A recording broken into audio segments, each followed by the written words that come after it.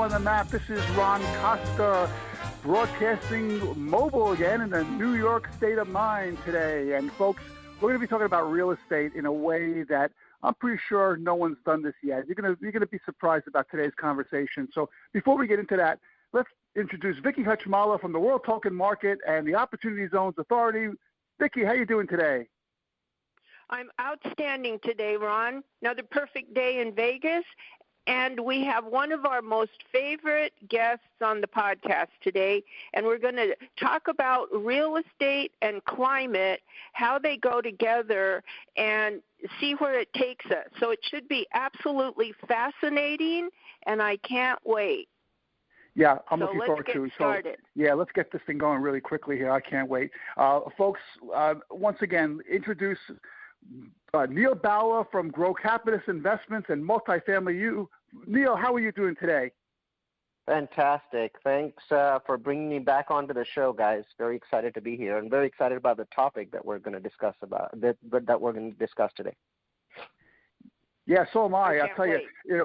you, we've had Neal. Neal, you've been on the show many, many times before. It's always a great show. But I got to tell people who may not know you, you do a lot of webinars, and if there was some kind of an award for most informative webinars out there, I don't even know if there's an award out there, but I will give it to you.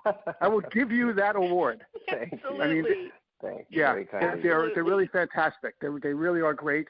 But in case somebody doesn't know who you are, why don't we start off with a little bit of a background real quickly on who you are and how you got to be where you are right now.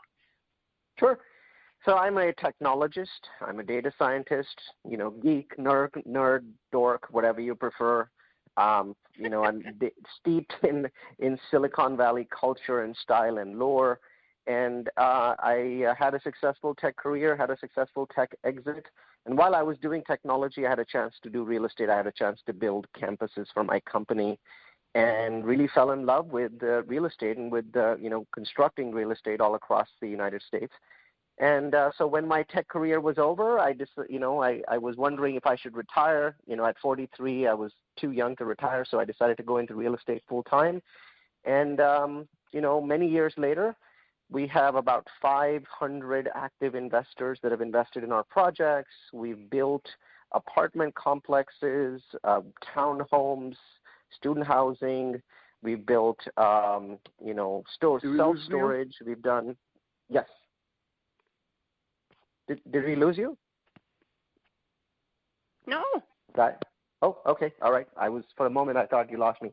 So we built these properties all across the United States. We've also bought properties across the United States. $400 million portfolio, and more importantly, 400 million data points to put into our data analytics blender, make an interesting sort of curry or soup out of it, and come up with analytics which we share across the web with about 50,000 people following our insights and analytics on real estate. So that's the fun part, but the day job is buying and building projects all across the U.S. And you do a fantastic job with that. I don't know of any that, well, maybe one that didn't work out, but for the most part, everything you do is fabulous. It looks great. It's profitable, and you teach people how to make it happen better for them. That's fabulous. Thank you. It's great to be, doing something that you're passionate about, and also be able to make money at it, and more importantly, be able to help other people make money at it. We're distributing millions of dollars in both cash flow and profit to our investor database, and feels really terrific to be able to do that. No one's ever lost any money, working with Grocapitus. But investors are cashing out as we go, and they're using our data insights, and that sort of brings me to the topic today. This is something that I've been wanting to talk about for a while. It's a polarizing topic. It's a dangerous topic. You can call it the third rail if you like, but I think it's something that has to be discussed. And that would be how climate affects real estate and the future of real estate. So what's your concept, Neal? So, obviously everyone's heard about climate change, right? So very polarizing topic. It's very politicized. And maybe if you're listening, maybe you're a believer in its devastating impact, or maybe you don't believe in it. In fact, Vicki, there's actually anecdotal evidence that well over 50% of the real estate community in the U.S., investors, professionals, they don't believe that the climate is changing. Or maybe they think that the climate is changing, but that human beings have nothing to do with that change. Or, maybe they believe that climate change has nothing to do with real estate. After all, if it's not going to affect your daily real estate hustle, then maybe it's not worth worrying about, right?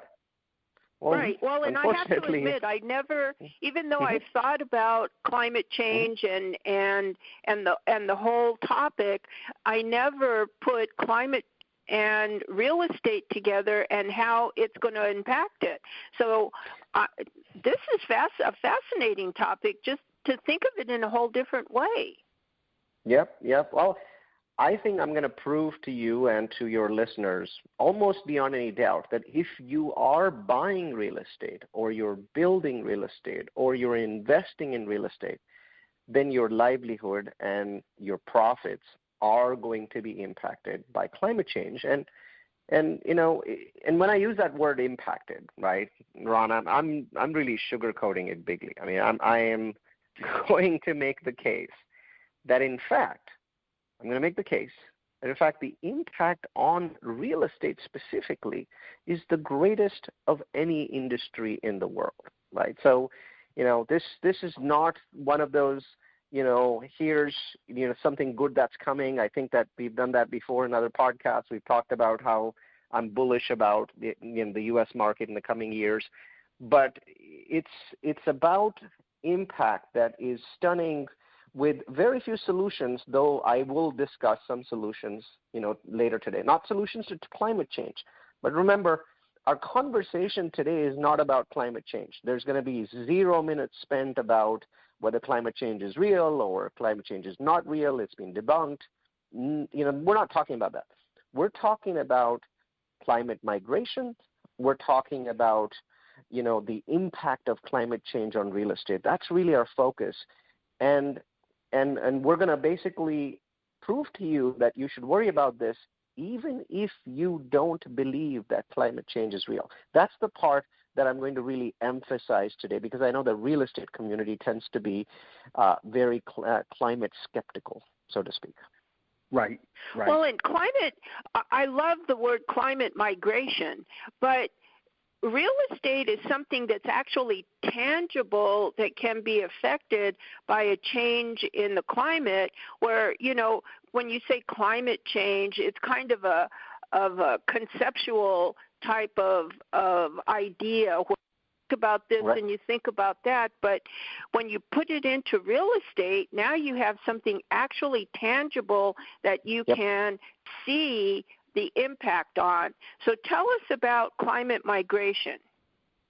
Okay, so let's get started. So my climate migration story, it starts with a credit rating and risk analysis company. It's called Moody's, right? So if you guys both remember, this is the company that was actually to blame for the 2008 real estate crisis. So these guys, they were the geniuses that gave A ratings to mortgage-backed securities, and those securities, they were filled with toxic single-family loans that were all in default, and those A ratings eventually, they crashed the real estate market. They kick-started the Great Recession. So as you can imagine, this company, Moody's, was beaten black and blue by both Wall Street and the regulators for doing a horrific job of rating risk on mortgages. So the big wigs, the big shots at Moody's, they said, never again are we going to be caught with our pants down in this way. So these dudes, they went and revamped their credit rating system, their risk rating system. And to do that, these people started looking at future risks to investors. And when they did that, all of their research told them that the biggest risk that everyone was ignoring was the risk, was the impact of climate change on real estate. And they're like, that's a curveball. We didn't think about that. So they were like, okay, so who knows about this stuff? Who in the U.S. understands potential risks of climate change to real estate? So they start doing research, and they find that there's only one company in the entire country that truly knew how to evaluate the impact of destructive climate change on real estate. And it was a tiny company.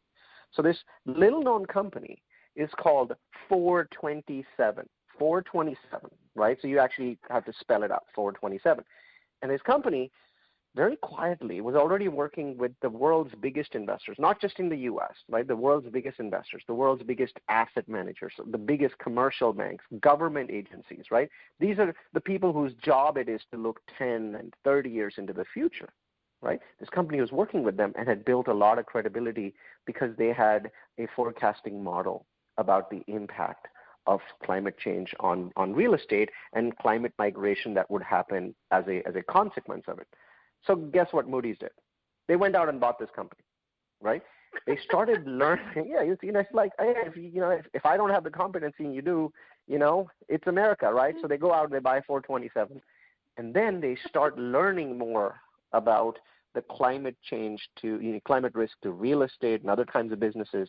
And in my mind, what they discovered was mind-boggling, was absolutely mind-boggling. So 427 was, they're not a political group. They're a company that wants to make money, right? So one of the best things is I don't trust anybody that has a political reason for saying anything, right? Because we're very polarized. But I do trust companies that need to make money. Because if you say all kinds of crap and it doesn't come true, you're not going to make any money, right?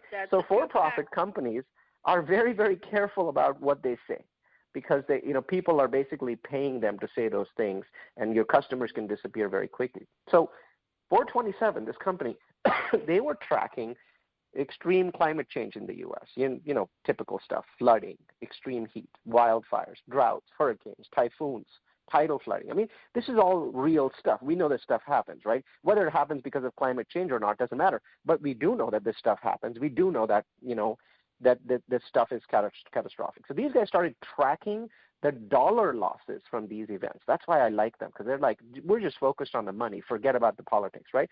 The dollar losses from these events were massive, were much bigger than most people thought, right? $80 billion a year already, and escalating at a terrific rate, right? So these guys, the 427 people, they started reading all these headlines. So you see all these headlines about, tidal flooding and hurricanes and droughts and wildfires. It happens all the time. So nobody thinks that those things are not real. But the problem is when they started investigating if anyone in the U.S. was actually paying attention, well, no one was. Less people were talking about these rapidly skyrocketing losses than were talking about a market crash in 2006.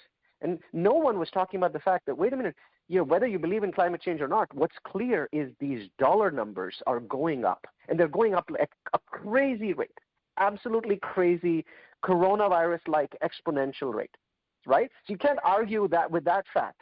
Again, whether it's caused by climate change, who cares? What we know is the impact of climate change, the dollar cost of that is accelerating. It's massive.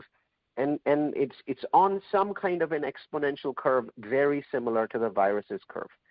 Once they figured that out, right, they were like, is anyone talking about whether assets in the U.S., real estate assets in the U.S., are priced in an irresponsible way? Because no one is considering this rapidly accelerating $80 billion tsunami. No one's looking at it, right? They found one guy. His name was Chris Hartshorn, so he was talking about it. But other than that, no one was talking about it. So they were like, when something this big happens, dollar numbers that we can touch, dollar numbers that we can prove, and no one's talking about it, there's a risk. So they went to Moody's, showed them that model, and Moody's is like, oh, my God, we have to fix this or our investors are going to lose hundreds of billions of dollars. So what Moody's did was they took the 6-step, 427 model, and this is a model that basically tracks, that ranks a location for its exposure to flooding and heat and wildfires and droughts and hurricanes and typhoons and tidal flooding. So it takes all of those, and it basically ranks a market or a sub-market or a neighborhood in terms of its risk, right? So Moody's, 427 is this model. Moody's takes this model, and they start applying it to all kinds of real estate in the U.S. And the results, again, were stunning, because the Moody's conclusion was that we've got 104 million people with significant hurricane risk. 169 million people are living in areas that are running out of water. Once again, who cares what makes climate change? We do know that Phoenix hit 130 degree or 120 degrees multiple times this year. We know that, right? And we know that when you hit 120 degrees, you need more water. We know that the Colorado River is drying up. We know all of these things. There's no dispute. Not one person in the United States disputes the fact that the Colorado River is drying up. Because you can just drive out there and you can see that the water level is much higher. You can see the lines in the water where there's no water left, right? So no one is disputing those parts. And when you look at this exponential growth curve, right, these events are on curve, the biggest question that people ask is, okay, what happens in the future? Real estate investors, they know that today is a great time. Everyone's making money hand over fist, right? So their right. biggest question is, I don't want this party to end. This is the most awesome party ever, right? Today, 2021, May is the most awesome real estate party of all time. So people are like, I want to know what my future risk is. Am I going to continue making this money? So they took the model and they said, okay, 427, I want your help to extrapolate these risks into the future. Into the future, what's going to happen? And here's what the extrapolation points to. Once again, nothing to do with what causes climate change, whether it's, gases that are causing it, but you just look at existing losses and then you extrapolate those into the future on the same growth trend, right? Well, here's the numbers. Miami-Dade County. This one county has already lost $500 million in real estate value in a 10-year time frame. And the future projection is not $500 million. It's not $5 billion. It's $35 billion decline in losses just in one county in the U.S. One single county in the U.S. is forecasting those losses. And when you look at those numbers, because those numbers are agnostic of what causes climate change, you just have to go, wow.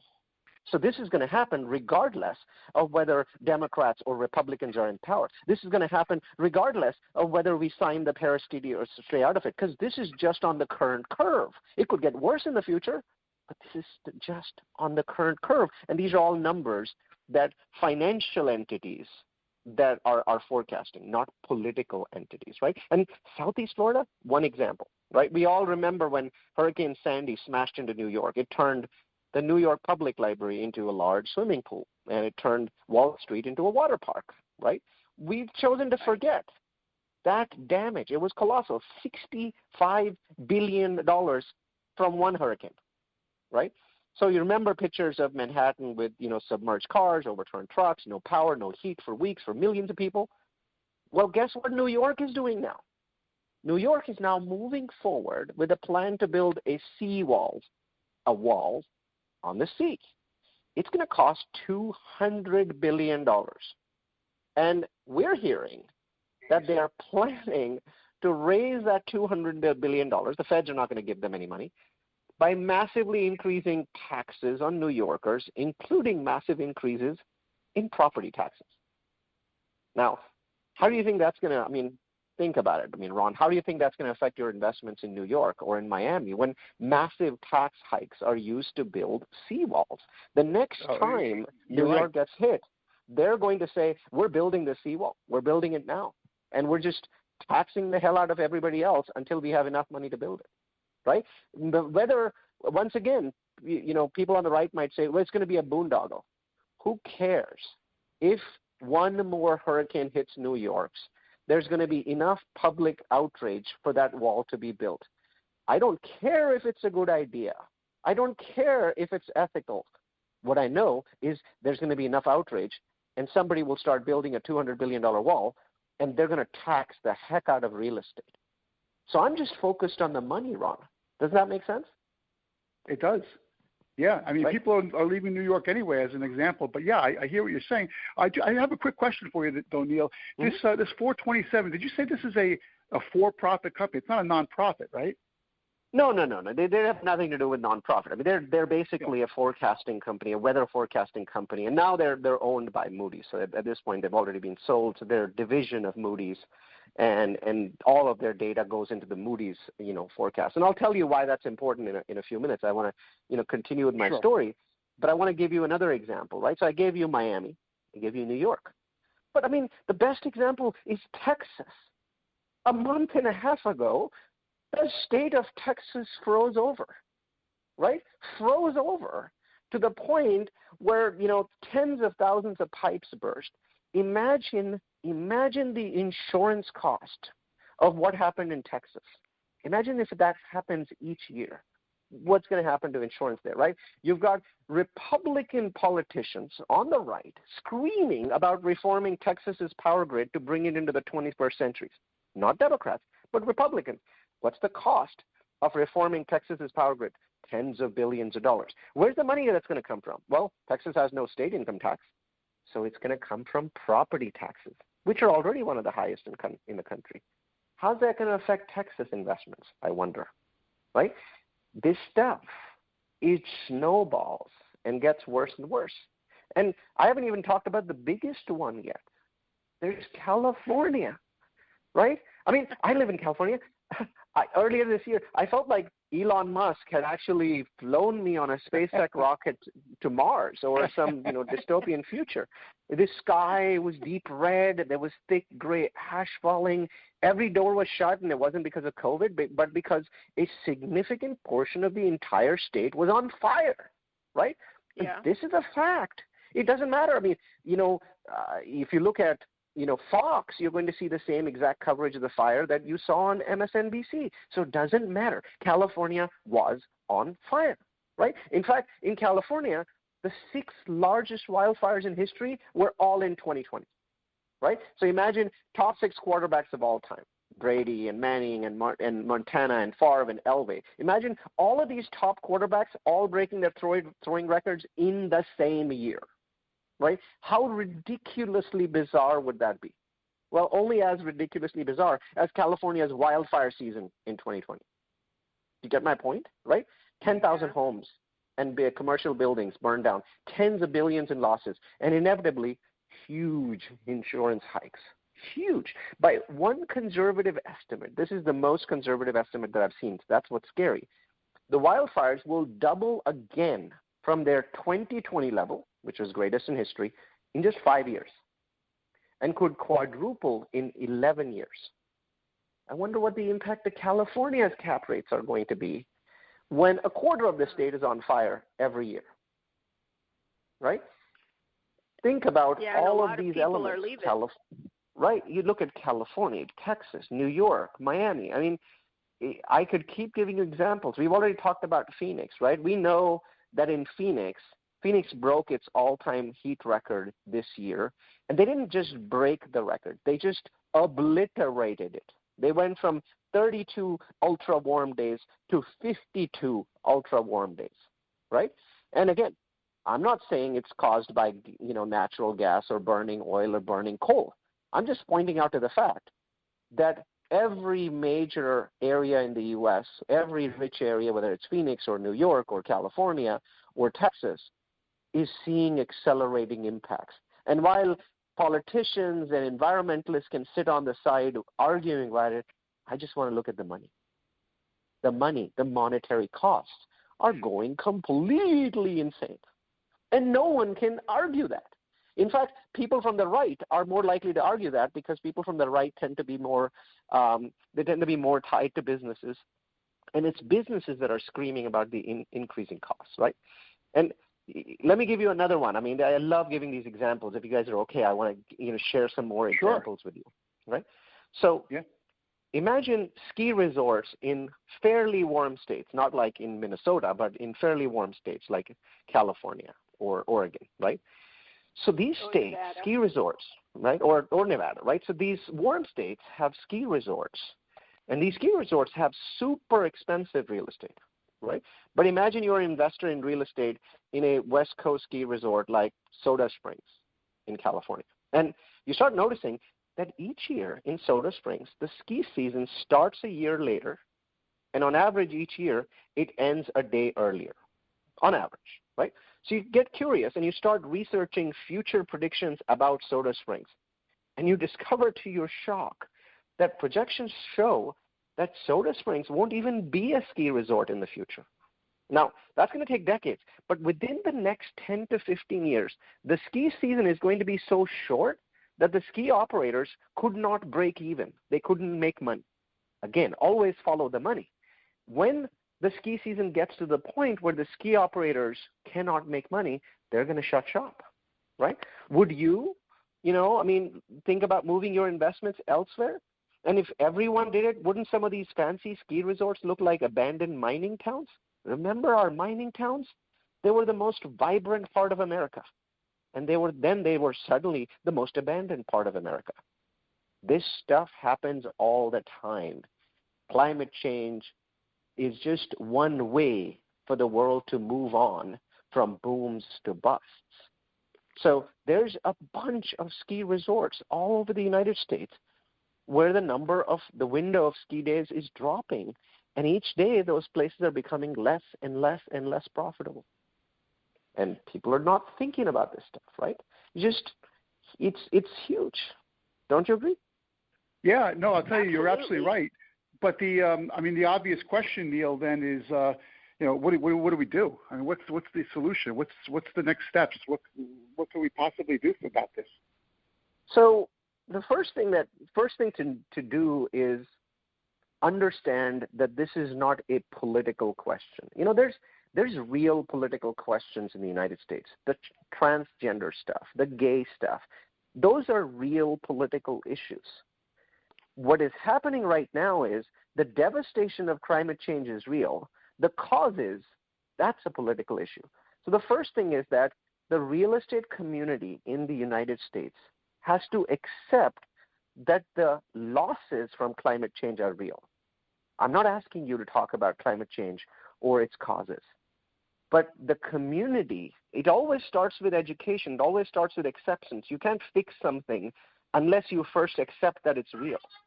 So these $80 billion are real. Anyone can do 2 hours of research on the web and find the $80 billion. Anyone can see that $80 billion is rising like crazy.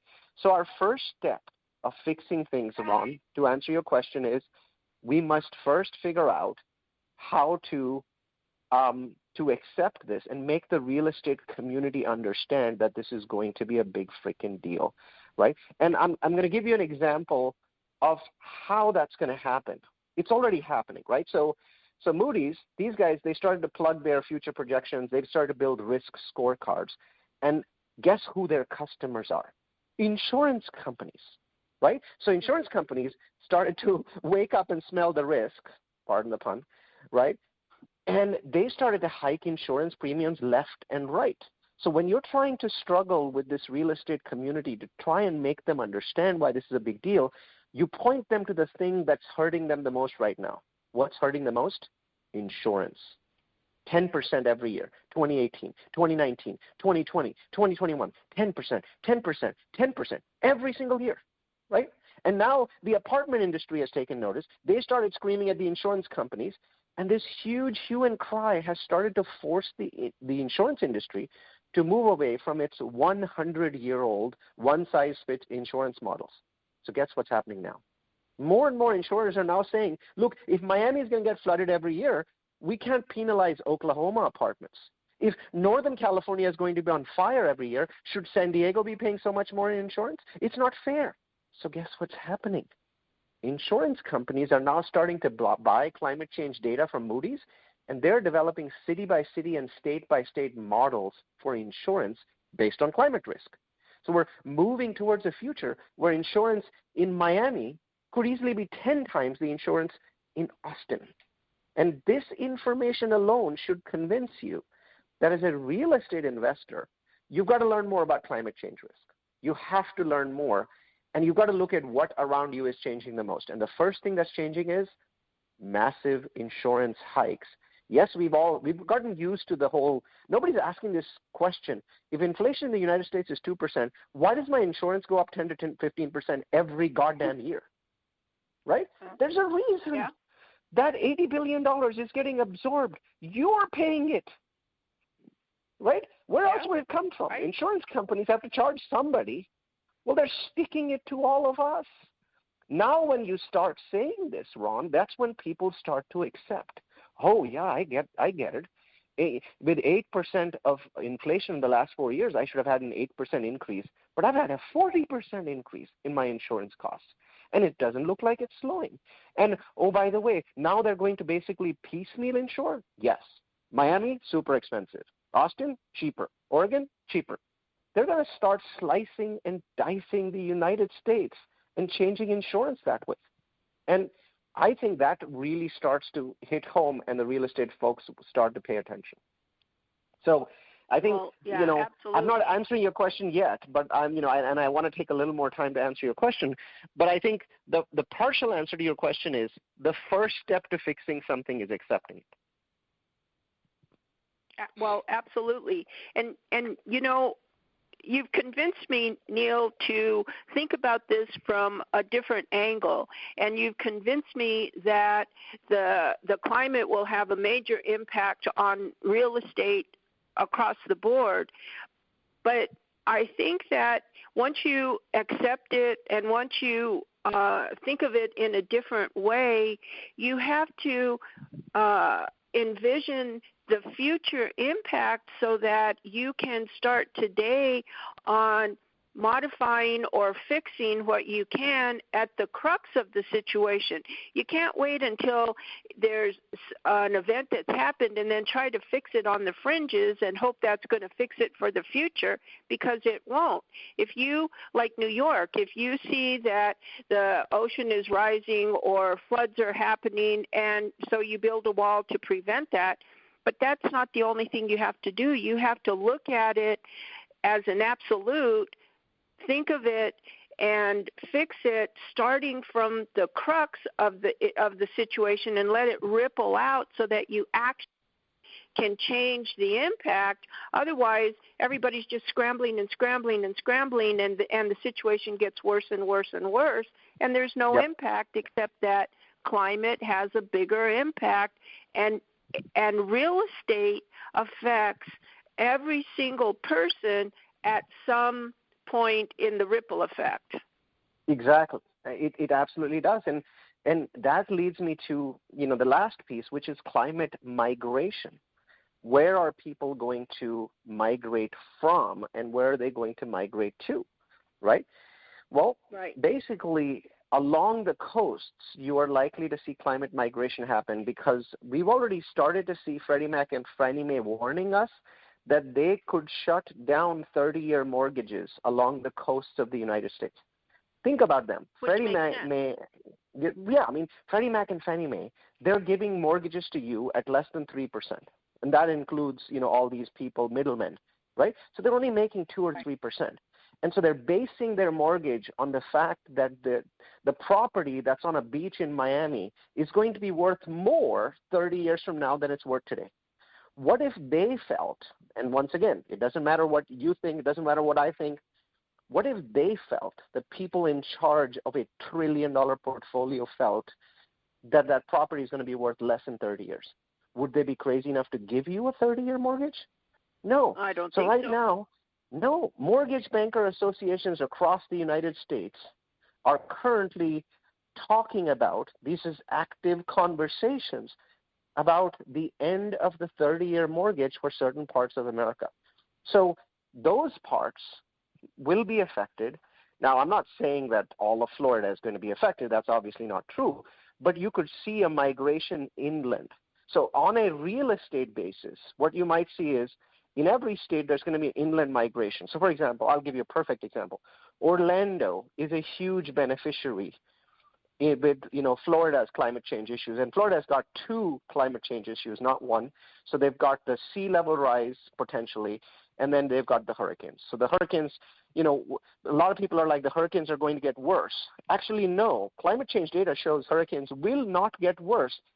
There's just going to be more of them, right? So we'll basically see more Category 5 hurricanes. There won't be a Category 6. That only happens in the movies, right? It's just you'll get more of these in a season than you used to get. So, Florida gets hit twice, but Orlando is safer than Miami. Why? Because by the time a Category 5 turns inland, it slows. And if Orlando gets hit by a Category 3, what is a Category 3? It's strong winds, lots of rain, right? If a city has good drainage, everything's back to normal in a day, right? But a Category 5 is absolutely devastating. Cities in Louisiana have been completely demolished by Category 5s. So I think a move inland is the first thing that we are going to see. So it's not just migration from one state to another. It's migration within a state. It's migration within a city, with areas near the coast basically losing. We've already seen a 7% decline in value of these places on the beach where the beaches are pretty low. Because remember, the beaches vary. Some beaches have, much more kind of sea level increase impact. Some beaches have less. And the ones that have more impact, their values are still going up because property everywhere in the U.S. is going up. But compared to the property around them, let's say a mile inland, their values are going up much, much slower. So there's already been a significant impact there. But I think that over the next 20 or 30 years, you could see a bigger impact. So you could see people fleeing Phoenix, for example, and where are they going? I mean, from what I can see very clearly, oddly enough, it's the part of the U.S. where people have been running away from for years because it's too cold. So all of the cold states of the U.S. will become havens again as they warm up and other places become much more expensive to live in. People are like, I can deal with the heat. I have air conditioning. Yes, well, what if your air conditioning costs twice as much? What if the city levied taxes to bring water? What if Phoenix said, we need to bring water in from the Colorado River or from Oregon, and it's going to cost us $100 billion to do it? Well, that fixes Phoenix's problem, except $100 billion is going to get passed down to the people that live in Phoenix, right? They're going to have to bear that. The seawall in New York, people are going to have to bear it. So there's going to be climate migration from places that have extremely expensive solutions. Miami, is also looking to build a seawall. That one's going to cost $35 billion or more. So as we build these, we will find technological solutions, but it'll come at the cost of extremely high real estate taxes. And the winners are going to be unquestionably Oregon. Lots of water, lots of foliage, lots of greenery, very little impact. Oregon's a big winner, even though they have, wildfires. Last year, Oregon had wildfires. We're going to see Idaho. Idaho is going to do really, really well over the next 20 or 30 years. We see Washington State, again, lots of water, lots of foliage, nice climate, a state that's warming up. Some of the colder states, I think, are going to do really well. Albuquerque, for some reason, is going to do well. I'm not 100% sure on how, because I think of it more as in the desert. But apparently that the localized climate of Albuquerque makes sense. Within Texas, Austin's going to do a lot better because it has more water access and plants than let's say Houston, or Houston also gets hit more by hurricanes. Very rarely do you see Austin get hit by hurricanes. Dallas, we've already seen some impact there with the cold weather basically destroying tens of thousands of pipes. So there's impact. Within Texas, I think people are going to migrate to Austin more, San Antonio more. Those are the sort of climate migration trends that we're going to see. And there's one beyond that is extremely large. But I wanted your thoughts on this first, and I'll tell you about that last one. Okay. Well, I noticed that you left out Las Vegas in this. What do you think about Nevada in particular, either the south part of the state or the north part of the state?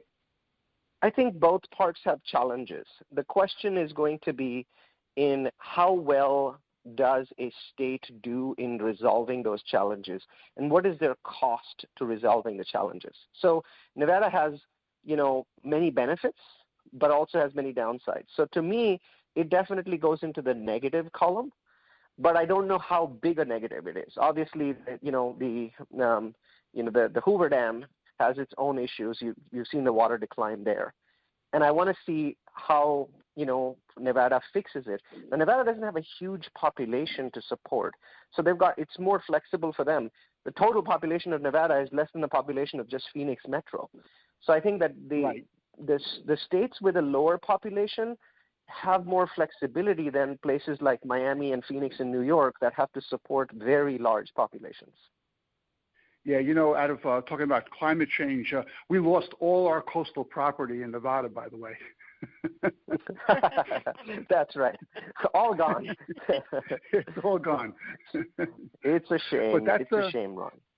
But that's interesting. I mean, this whole thing has been really enlightening. Why don't we go through that last point that you had, and we'll close out the podcast on that.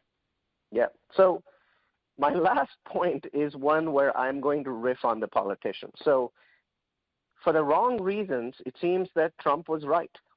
We need a wall on our southern border, but not for the reasons that he thinks. So of all parts of the world, the most devastating impact of climate change, if you believe in it, right now I've switched tracks. Now you have to believe what I believe in climate change for what I'm saying. It's clear that the most devastating impact is in Central America, not in the U.S. The U.S. is actually pretty protected. There are parts of Guatemala, San Salvador, El Salvador, Honduras, Nicaragua, even parts of Costa Rica, where they're simply not able to grow crops anymore, right? And you might say, oh, yeah, we know all about this. It's all over the news. No, we're seeing about 1% of the climate devastation that the heat is going to cost to Central, America. We all know Central America is much hotter than North America, right? Now imagine the sort of people we're seeing flee those countries and come through Mexico to our border. Imagine that number being 100 times higher 20 years from now. We're going to need the best damn wall anyone has ever built anywhere on the planet. So, and again, so weirdly enough, turns out Trump is right, but not for the reasons that he thought. It's climate migration that's going to force the United States. So I'm going to make a truly outrageous prediction. 25 years from now, the entire southern border of the United States will have minefields. That will be the only way to stop them. No wall ever built can stop people. Minefields will. And you might say, the U.S. doesn't do minefields. Really? Look at the border between North Korea and South Korea. Who do you think put those in? That's right. Right? I think we will have minefields on our southern border 20, 25 years from now with multiple barricaded fences. Otherwise, we're going to end up with 50 to 100 million climate migrants. Read about Central America. It is a tragedy of unbelievable proportions. It's just starting. We just got our first taste in the last year. Well, incredibly huge. And the impact on real estate is not confined to the United States, as you say. It's a global situation. It's real estate is everywhere, and everyone will be impacted on some level in some point for some reason, and it's going to cause the migration that you're talking about, which has its own separate impact, not just on real estate, but like I said, in the ripple of exponential impacts on everything aside from real estate. So it really doesn't matter if you believe in climate change or you don't. But after this conversation, Neal, I'm a little more convinced that trying to convert from gas-operated vehicles to electric-operated vehicles, or taking down the fossil fuel industry for renewable energy isn't really going to have that much of an impact compared to what's going to happen to real estate. So it's kind of irrelevant to be thinking about whether I should have an electric car or a gas-generated car, because that's kind of, way over there, and it's not going to have any kind of reality in what's going to happen to real estate and its effect on people everywhere. You've convinced me, Neal. Thank you. I think that I'm very careful. My own belief is that climate change is real because there's a lot of data that I read that shows me that it's real. I do believe that the Democrats overhype it, so some of the data is misused. They take something where it's showing the highest number, they show it, and if it's showing a low number, they don't show it. There's a lot of political gimmicks. But on the whole, if you take the politicization and the Democrats' overuse of this data for their political gain, if you take that out, the underlying data still shows an extremely strong evidence that we are heating the climate. But let's say we're not. What's absolutely obvious is the planet is heating up, right? Maybe there's little green men from Mars that are heating the planet. Who cares? There's very, very clean evidence that the climate is changing for some reason. And if it's changing and if it's going to impact real estate, you should know about it and you should worry about it and you should make plans over the next 5 or 10 years. You are going to see big changes. The 30-year mortgage will disappear for certain parts of the U.S. That'll be a big change. When insurance in Miami is double what it is in Austin, that'll be a real change. You're going to see more and more of these dominoes fall. And anyone that doesn't believe this, right, just think about the big five. Miami has a month of flooding every year. New York has had one of the most catastrophic, hurricanes of all time. California was on fire, and Texas is freezing. How many signs do we need? Yeah. Well, so yeah, true, and as you say, it doesn't matter what's causing it. That's irrelevant. The Earth is 4 billion years old, and it's gone through a lot of various climate changes over its lifespan. So what causes it is kind of irrelevant. If you can see that it's happening, if you can envision the impact that's going to happen in 1 year or 5 years or 25 years, and do something now before you're saying, oh my God, why didn't I think of this 10 years ago, and now I have no place to live and can't afford to live there even if I did, and I have no food because nobody can grow it. Well, whose fault is that? Yeah. I mean, I can give you some examples of the sort of things that I am looking to do in the next 10 years, just forward-looking, right? I'm looking to buy land in places in Oregon where there's plenty of water available, because I think that will be the fastest-growing real estate investment in America. I'm looking to repeat that in Idaho. And then I'm looking to build homes inside those communities. So I'm looking at land maps of Idaho and Oregon and saying, what parts of these states have the least impact from climate change? Because if I'm doing it, then Blackstone's doing it. They have a $7 trillion portfolio, and they just announced that they're basing all future investment decisions on that Moody's model. Who am I? Wow. I'm a nobody, right? The people that have $7 trillion, if they believe, they're going to impact real estate prices. So I'm looking at those models and trying to figure out the greenest zones, pardon my pun, in America, right? And I'm looking to invest and build there.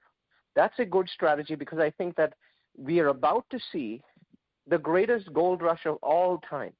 No gold rush in history before, whether it was .com or gold, metal gold itself, ever affected 300 million people at the same time. Imagine COVID was the only impact I've ever seen in history that had the same impact on every single person in America.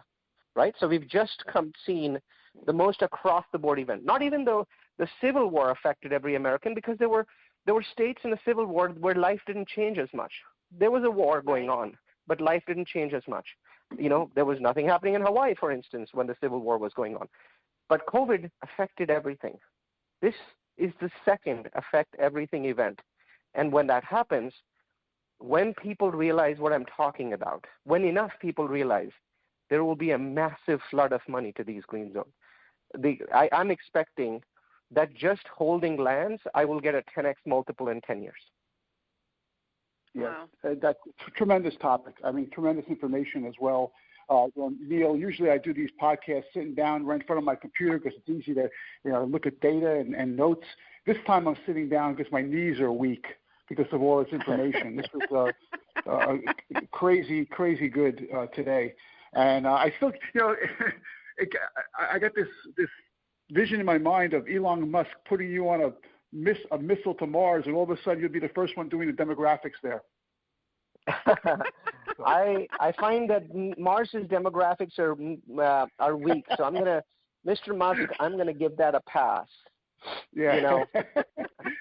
Earth is still best compared to Mars. So where do people go, Neal, to get a hold of you, get more information? What, Grocapitus.com? Multifamilyu.com is better. So obviously everything we talked about doesn't affect my daily real estate grind next week or next month, though it probably affects it in the 5-year time frame.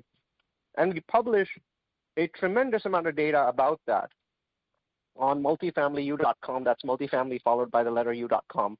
About 50,000 people attend our events. There's actually an event tonight with more than 1,000 people signed up.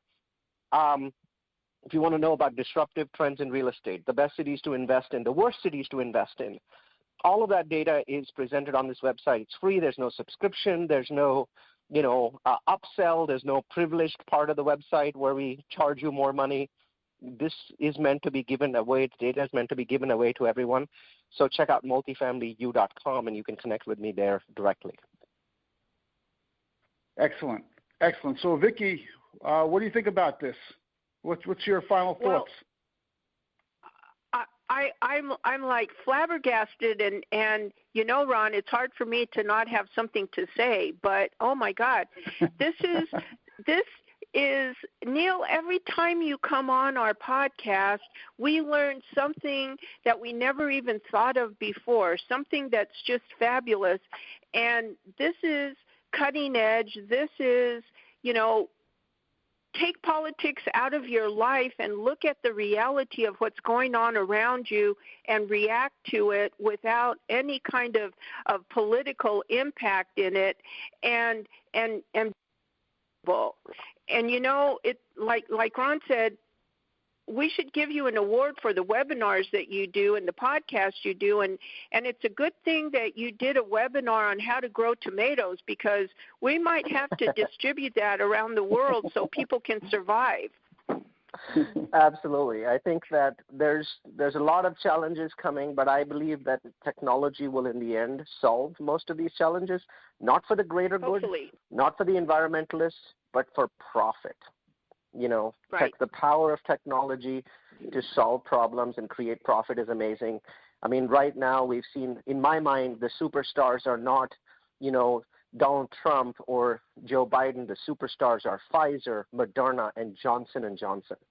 These are the superstars of today's world, and there will be more superstars that will find ways to solve this. But in the meantime, there's plenty of money to be made and plenty of money to be lost. Thank God for the visionaries like yourself, Neal. Exactly. Thank God for the visionaries. So Neal, again, thank you. Yeah, thanks again, Neal, for being a guest on the show and taking time out. We really appreciate you, as always.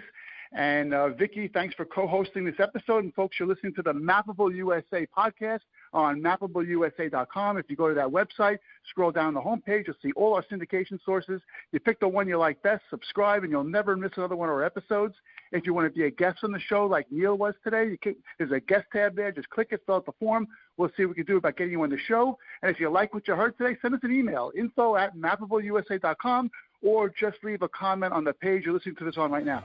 So thanks for listening, everyone. Thanks for your support, and we'll be at you next week with another Mappable USA episode. Have a great week, everyone.